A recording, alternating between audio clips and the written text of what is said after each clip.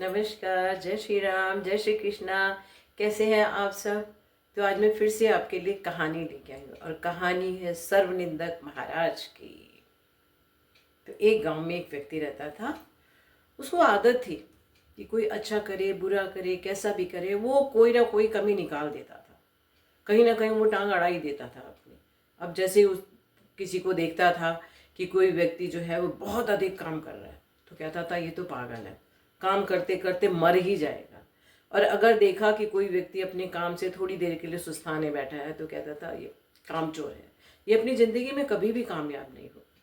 इसी तरह अगर ये देख लिया कि कोई व्यक्ति मंदिर में बहुत ज़्यादा पूजा पाठ कर रहा है, जैसे लोगों को है, भक्ति करते हैं लोग, अपना अपना स्वभाव है, तो वो उस पर भी नहीं बख्शता था। कहता था ये तो कामचोर है, पूजा पाठ के बहाने मस्ती करने आ जाता है कि मुझे कोई काम ना करना पड़े।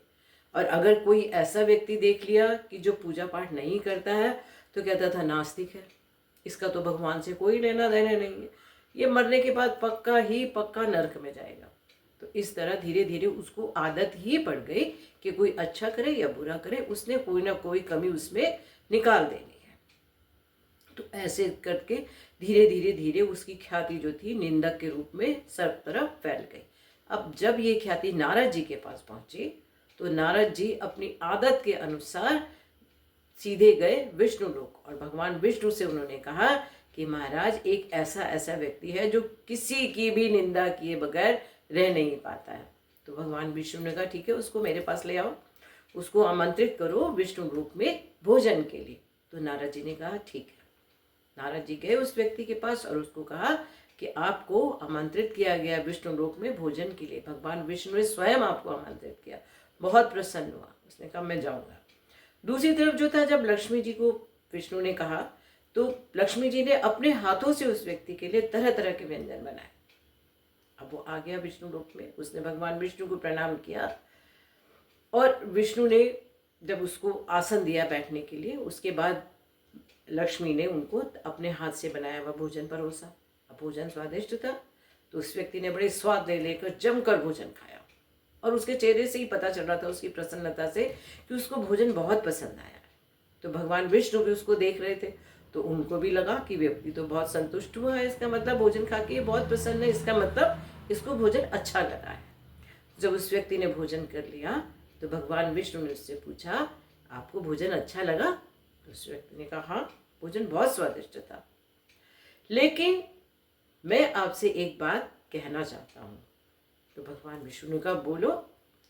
उस व्यक्ति ने कहा किसी भी व्यक्ति को भोजन इतना भी अच्छा नहीं बनाना चाहिए कि सामने वाला खाते खाते खाते खाते मर ही जाए। अब उसकी इतनी बात सुननी थी कि भगवान विष्णु ने अपना माथा पीट लिया। कहने लगे कैसा व्यक्ति है, इतना स्वादिष्ट भोजन खाने के बाद भी इसने लक्ष्मी जी को भी नहीं छोड़ा। अब उसकी इस बात से भगवान विष्णु ने उसको कहा कि मैं निंदा के प्रति आपका समर्पण देकर बहुत प्रसन्न हुआ, तो वत्स आप कोई वर मांगना चाहते हो तो मांगो। तो पहले तो वह व्यक्ति चुप हो गया, फिर धीरे से शर्माते हुए उसने कहा कि हे भगवान, मुझे वरदान दीजिए कि मेरे वंश में वृद्धि हो, यानी निंदकों के वंश में वृद्धि हो। तो उस भगवान ने कहा तथास्तु।